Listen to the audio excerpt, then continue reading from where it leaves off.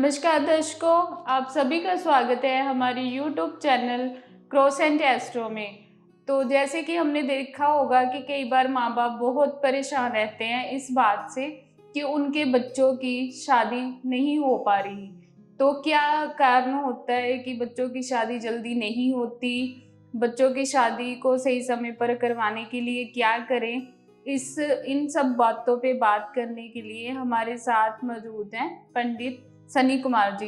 नमस्कार पंडित जी। नमस्कार जी। आपका स्वागत है हमारे YouTube channel cross and astro में। नमस्कार। तो पंडित जी, मेरा आपसे पहला सवाल है कि जैसे हमने देखा है कि बहुत से पेरेंट्स आजकल दुखी रहते हैं इस वजह से कि उनके बच्चों की शादी जल्दी नहीं हो रही। तो क्या कारण है कि जिसके कारण उनके बच्चों की शादी जल्दी नहीं हो पाती, सही समय पर नहीं हो पाती, देरी होती रहती है, तो उसके लिए वो क्या करें?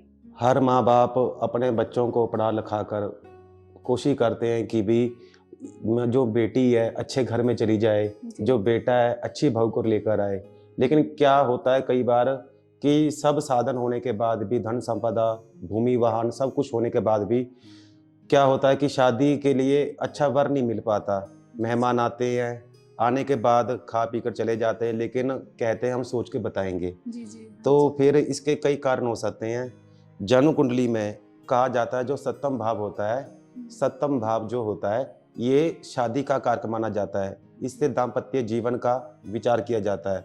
जब भी जन्म कुंडली में सप्तम भाव पाप ग्रह से युक्त हो, दृष्ट हो या सप्तमेश पाप ग्रहों की युक्ति में हो, तो ऐसे में जातक का दाम्पत्य जीवन में बाधा आने लग जाती है और जिसके कारण कई बार तलाक तक की नौबत भी आ जाती है।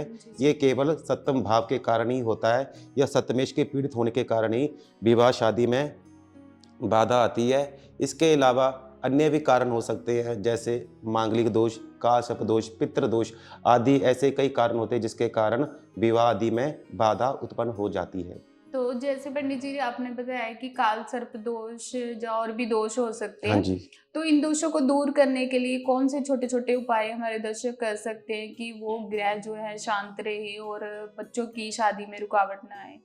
जब भी लगे कि भाई हमारे सब प्रयास करने के बाद भी हमारा कार्य नहीं बन रहा, ब्याह शादी में कोई ना कोई दिक्कत आ रही है जिसके कारण ब्याह शादी में बाधा उत्पन्न हो रही है, तो कहा जाता है कि जन्म कुंडली में अगर मांगलिक दोष हो, कालसर्प दोष हो या अरिष्ट योग ऐसा हो जिसके कारण सप्तम भाव पीड़ित हो, तो ऐसे जातक को क्या करना चाहिए कि भगवान शंकर जी की पूजा अर्चना करनी चाहिए।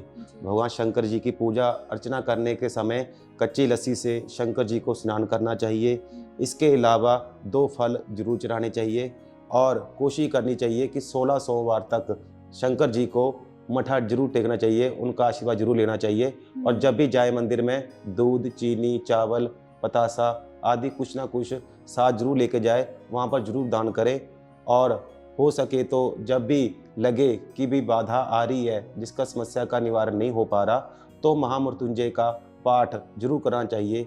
कहा जाता है कि भगवान शंकर जी का जो महामृत्युंजय जाप होता है, मंत्र का जाप होता है, अगर साधक खुद कर ले तो अच्छा, अगर उसके पास समय नहीं है तो उसे क्या करना चाहिए कि उसे किसी सुयोग ब्राह्मण के द्वारा 1.25 लाख जाप कराने के बाद हवन कराना चाहिए। उसका तर्पण, मार्जन, ब्राह्मण भोजन करने के बाद महामृत्युंजय का, तो उसके अनुष्ठान करने के बाद अगर जन्म कुंडली में मांगलिक दोष, पितृ दोष, अगर कोई भी किसी प्रकार का अरिष्ट योग है, वह शांत हो जाता है। तो पंडित जी, क्या कुछ ग्रह भी जिम्मेवार होते हैं कि किन बुरे ग्रहों के कारण हमारे जैसे बच्चों की शादी में देरी आती है? जी।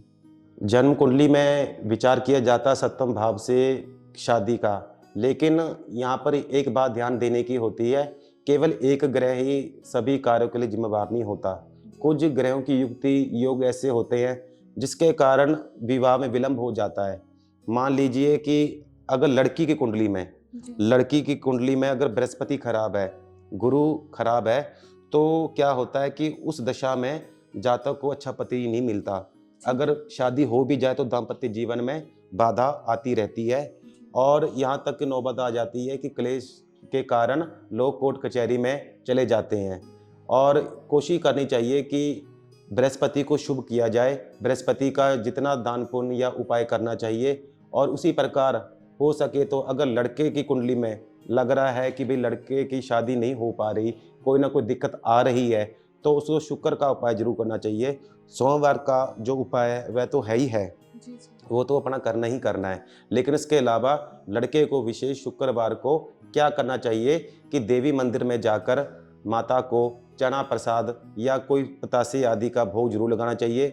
अगर हो सके तो जब भी नवरात्रे आदि पढ़ते हों तो उस समय देसी घी या फिर हवन सामग्री मंदिर में दान करनी चाहिए, क्योंकि जो हमारे द्वारा हवन सामग्री एवं देसी घी आदि जो भी हम मंदिर में दान करते हैं, जब भी वहाँ के ब्राह्मण यूज़ करेंगे, उसका प्रयोग करेंगे, तो जातक की मनोकामना पूर्ण होनी शुरू हो जाती है और उसकी समस्या का निवारण होने शुरू हो जाता है। ठीक है।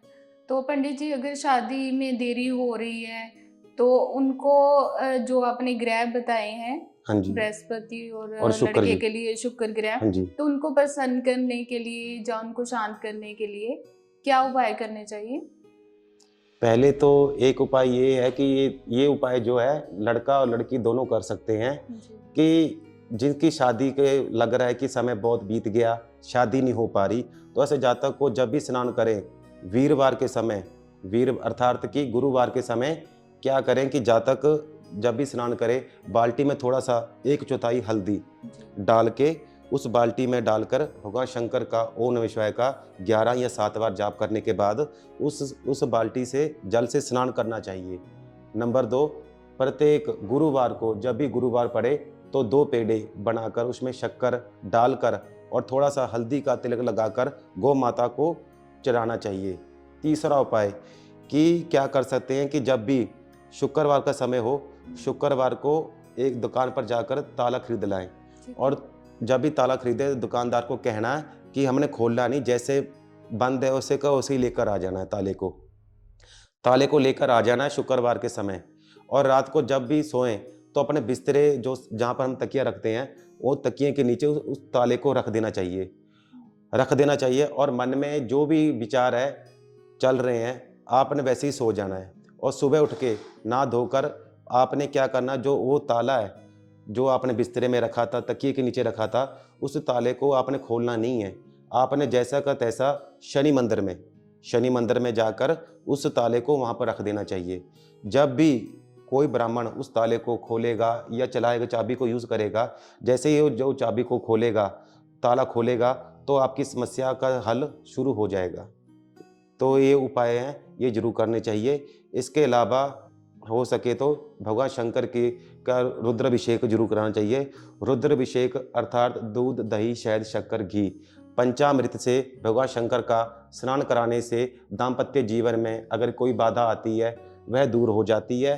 और एक बात का विशेष ध्यान देना चाहिए, देखा होगा कि पति पत्नी में मतभेद हो जाता है, क्लेश हो जाता है, कोई ना कोई वाद विवाद हो जाता है, राई का पहाड़ बन जाता है।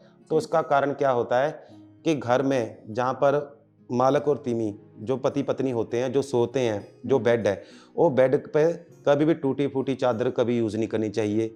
और कोशिश करनी चाहिए कि कोशिश करनी चाहिए कि हमारे जो कमरा है, कमरे में हमेशा जानवरों की, जैसे कि पशु पक्षी जो हिंसक नहीं है, जो सौम्य है, जानवरों की फ़ोटो होनी चाहिए। हिंसक जैसे शेर आदि की ऐसी फ़ोटो नहीं होनी चाहिए। और कोशिश ये भी करनी चाहिए कि घर में जो कमरा है वो गुलाबी रंग का या वाइट कलर का होना चाहिए, क्योंकि जो गुलाबी रंग है, लाल रंग है, इसे प्रेम का प्रतीक माना जाता है।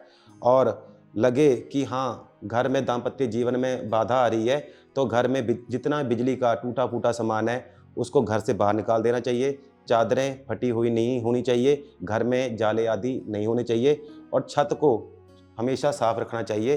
छत पर कभी भी गंदगी आदि इकट्ठी नहीं करनी चाहिए। ठीक है। पंडित जी, ग्रह के मुताबिक किस उम्र में बच्चों की शादी होनी चाहिए?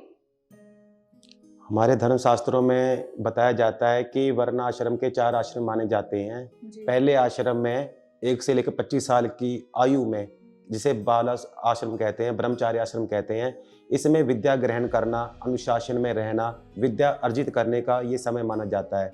इस समय में 1 से लेकर 25 साल तक की आयु, 25 साल की आयु में विद्या ग्रहण करने का, गुरु के पास विद्या ग्रहण की जाती है और अपने ज्ञान की वृद्धि की जाती है। जैसे ही गुरु द्वारा विद्या प्रदान करने के बाद जैसे 25 साल की आयु पूरी हो जाए तो उसके बाद हमारा दाम्पत्य जीवन शुरू हो जाता है, जिसे हम गृहस्थ आश्रम कहते हैं। शास्त्रों में बताया जाता है कि 25 साल की उम्र से लेकर अपने 50 साल की उम्र, जो 25 साल का जो जीवन होता है अपना दाम्पत्य जीवन का, गृहस्थ जीवन का, उसमें जितने भी मतलब कि सुख आनंद भोगे जाते हैं दाम्पत्य जीवन के, अपने जिम्मेवारियों का निर्वाह किया जाता है।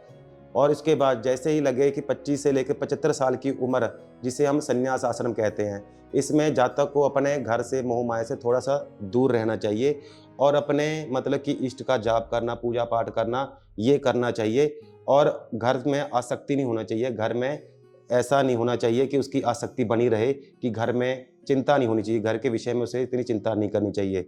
जैसे 75 साल से ऊपर की आयु हो जाए तो ऐसे जातक को लगे कि हाँ, मैंने अपने बच्चों को अच्छी पढ़ाई दे दी है, अच्छा उनको काम में अपना अपना काम पे सौंप दिया है।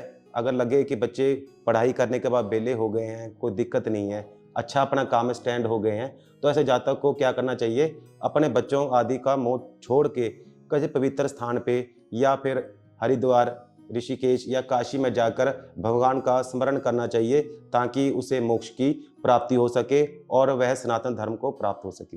पंडित जी बताइए, बच्चों की शादी में देरी ना हो उसके लिए क्या खास उपाय हैं?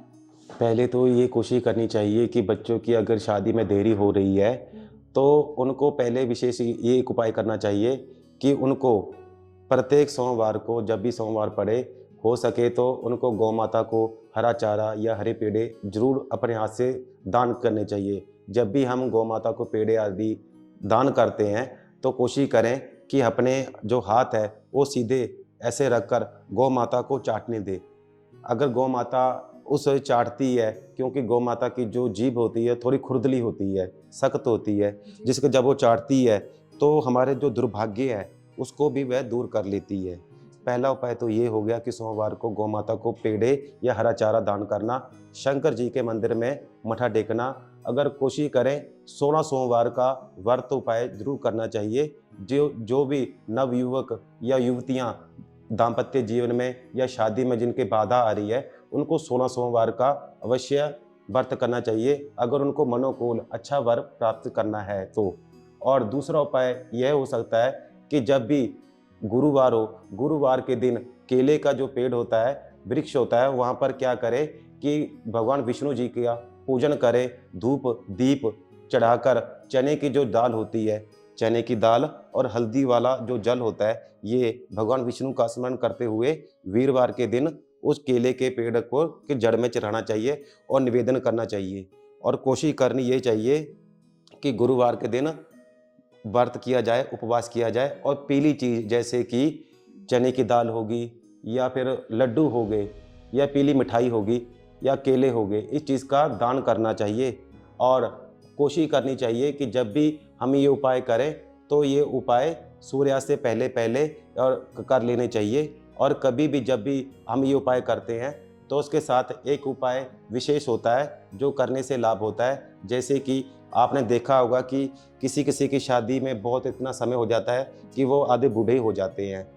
तो इसमें क्या होता है, कहा जाता है कि एक झाड़ू लेकर, झाड़ू तीलों वाला जो झाड़ू होता है, उसको किसी भी धार्मिक स्थान पर मंदिर में 11 रुपये के साथ उस झाड़ू में रख के उस झाड़ू को अपने सिर पर क्लॉकवाइज घुमाकर और क्लॉकवाइज 7 बार सीधा 7 बार उल्टा घुमाने के बाद वो झाड़ू को किसी धार्मिक स्थल पर दान कर देना चाहिए।